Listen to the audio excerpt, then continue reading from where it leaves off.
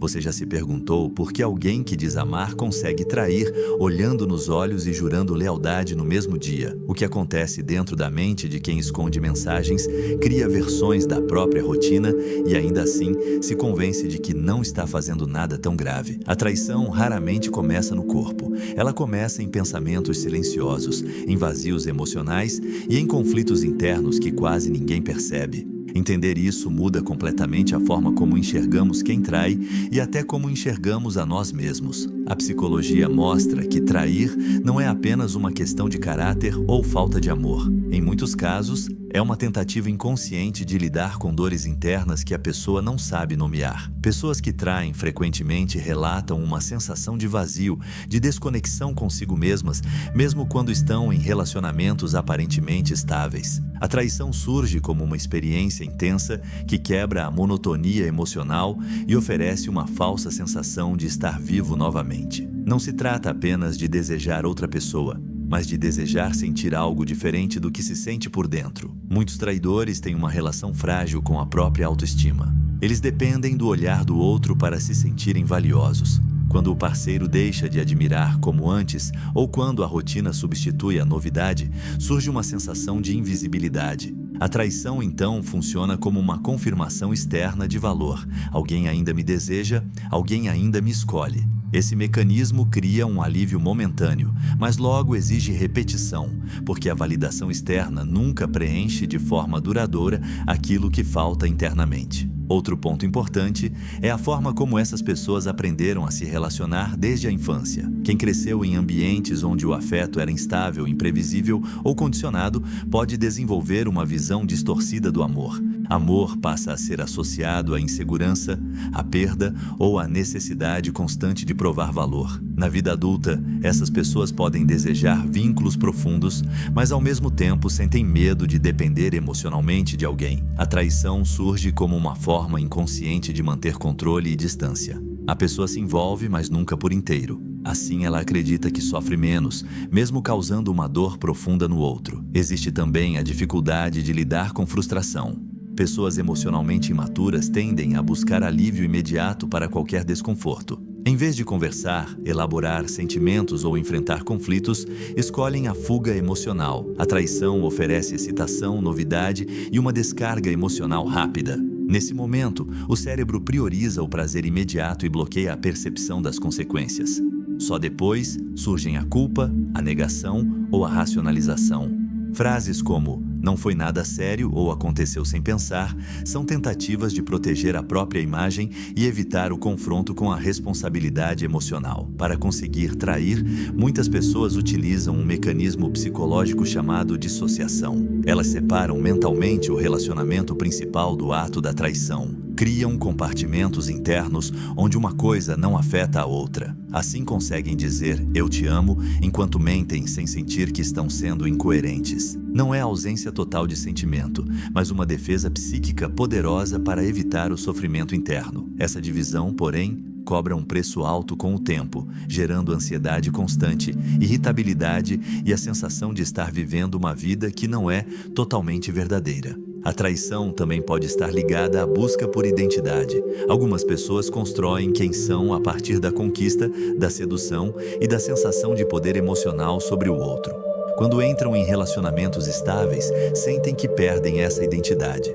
Trair se torna uma forma de reafirmar quem acreditam ser. Isso explica por que algumas pessoas traem mesmo dizendo estar felizes no relacionamento. O conflito não está no parceiro, mas na incapacidade de sustentar intimidade sem perder a própria imagem idealizada. Essa é apenas a superfície do que acontece na mente de quem trai.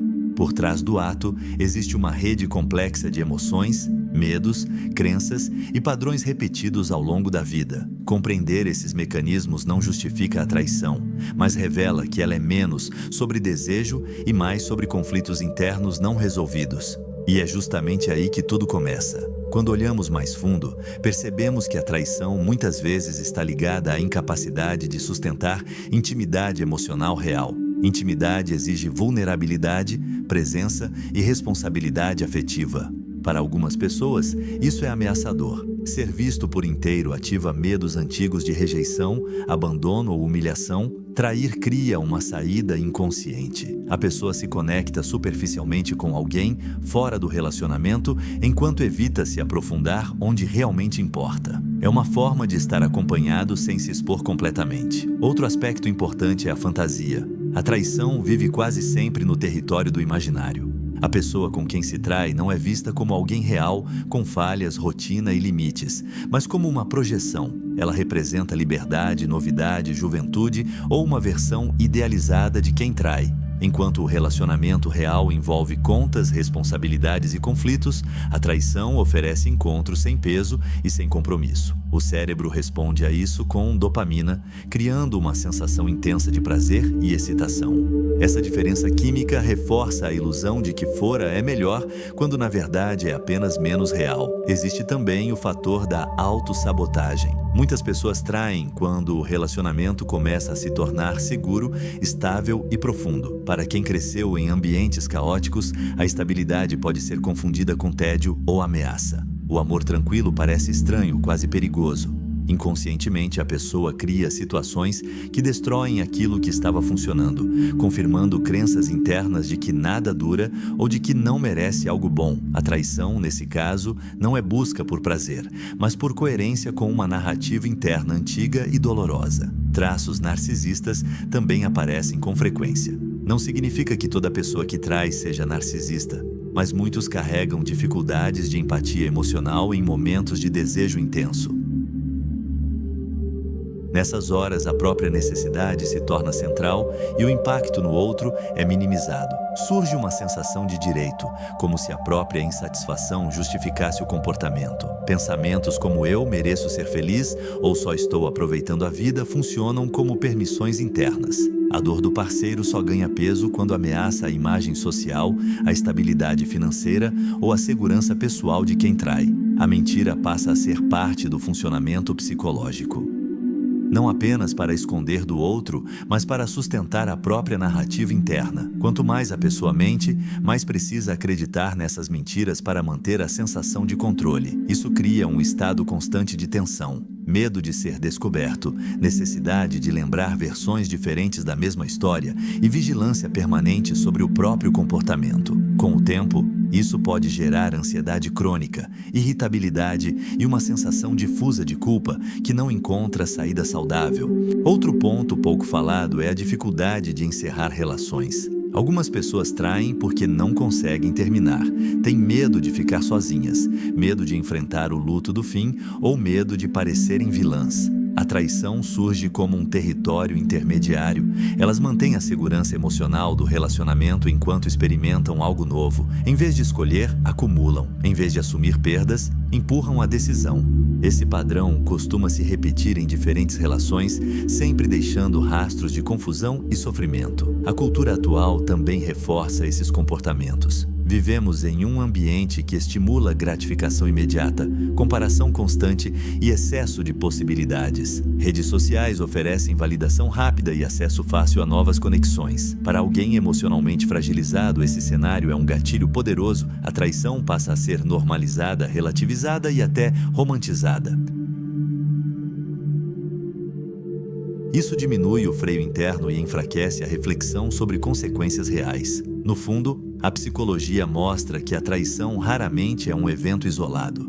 Ela é o sintoma visível de conflitos emocionais profundos que vêm sendo ignorados há muito tempo. Entender isso não apaga a dor causada, mas começa a revelar padrões que, se não forem conscientizados, tendem a se repetir indefinidamente. Quando esses padrões não são reconhecidos, a pessoa passa a viver em ciclos. Promessas de mudança surgem após a descoberta ou após a culpa se tornar insuportável. Há choro, arrependimento e discursos sinceros naquele momento. Mas sem um mergulho real nas causas internas, o comportamento tende a retornar. Isso acontece porque a traição não era o problema central, e sim a solução disfuncional encontrada para lidar com dores emocionais não resolvidas. Sem novas ferramentas emocionais, a mente recorre ao que já conhece.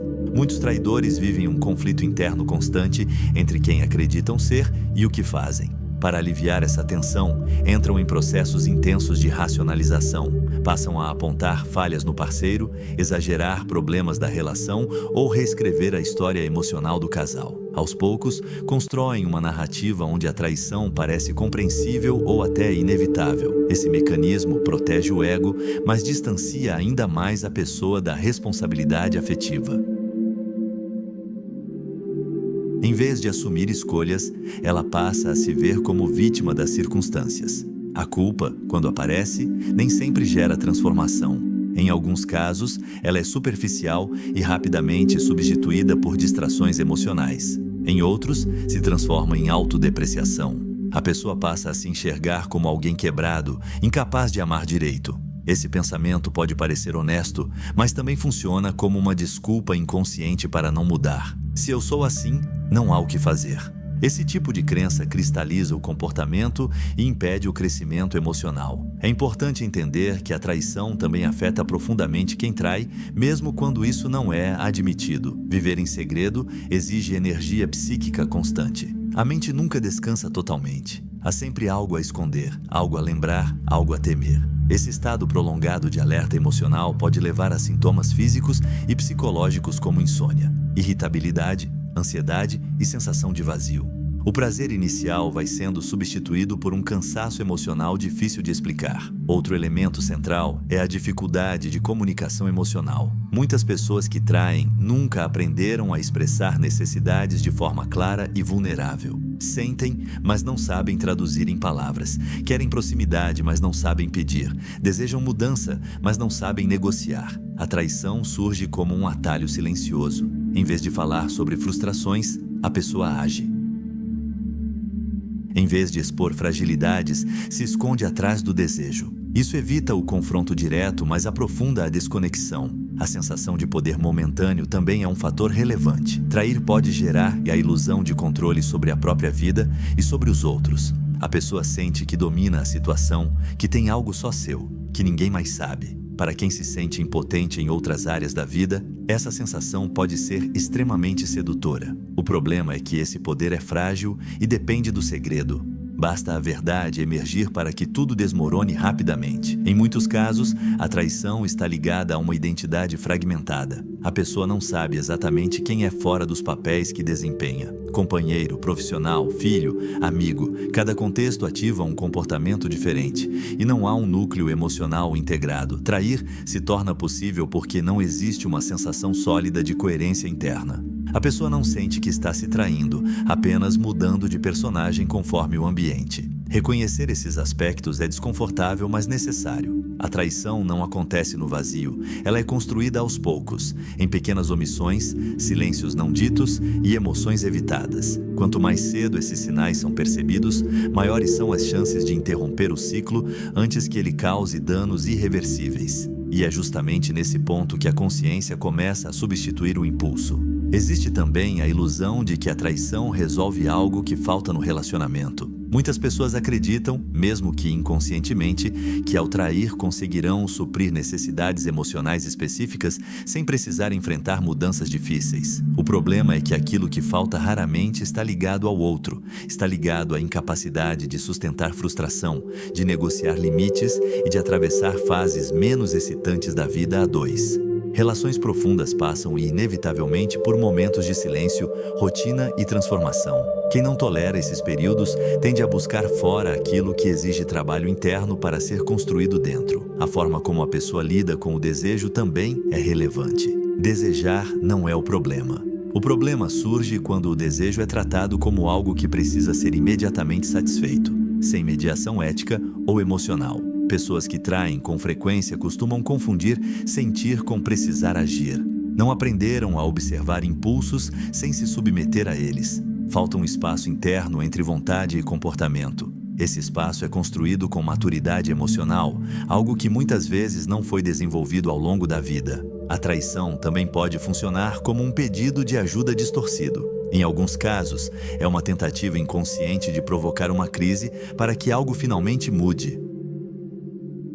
A pessoa não consegue dizer, estou infeliz, preciso de algo diferente ou não sei mais quem sou dentro dessa relação. Em vez disso, cria uma situação extrema que obriga todos a olharem para o que estava sendo ignorado. Isso não torna o ato menos doloroso, mas ajuda a entender por que algumas traições acontecem justamente quando o relacionamento parecia estável demais. Outro fator importante é a repetição transgeracional. Padrões de traição muitas vezes se repetem dentro de famílias. Pessoas que cresceram vendo infidelidade normalizada ou mal elaborada podem carregar crenças silenciosas de que isso faz parte das relações. Mesmo quando dizem discordar racionalmente, emocionalmente podem estar reproduzindo roteiros antigos. A mente aprende pelo exemplo muito antes de aprender pela reflexão consciente. Sem revisão desses modelos, o comportamento tende a se repetir. A vergonha também desempenha um papel silencioso. Muitos traidores carregam uma sensação profunda de inadequação. Sentem que há algo errado neles, algo que não merece amor pleno. A traição reforça essa crença. Ao mesmo tempo em que buscam validação, sabotam qualquer possibilidade de vínculo saudável.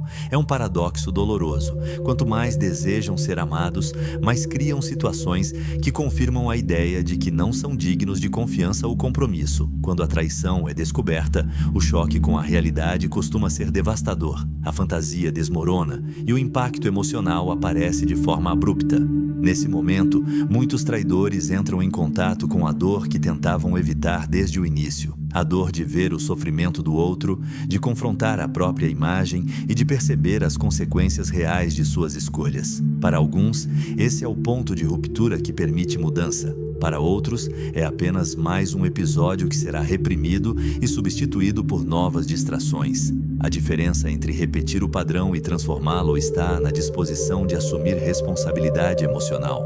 Isso exige abandonar justificativas, enfrentar culpas profundas e reconhecer limites internos. Não é um processo rápido nem confortável. Exige ajuda, reflexão e disposição para mudar a forma como se relaciona consigo mesmo e com os outros. Sem isso, a traição continua sendo uma resposta automática para qualquer desconforto emocional mais intenso. No fundo, trair é uma forma de evitar o próprio mundo interno. É mais fácil buscar excitação fora do que encarar inseguranças, medos e vazios que pedem atenção há anos. Enquanto essa fuga continuar sendo a escolha principal, o ciclo permanece. A verdadeira mudança começa quando a pessoa aceita parar de correr e finalmente olhar para dentro.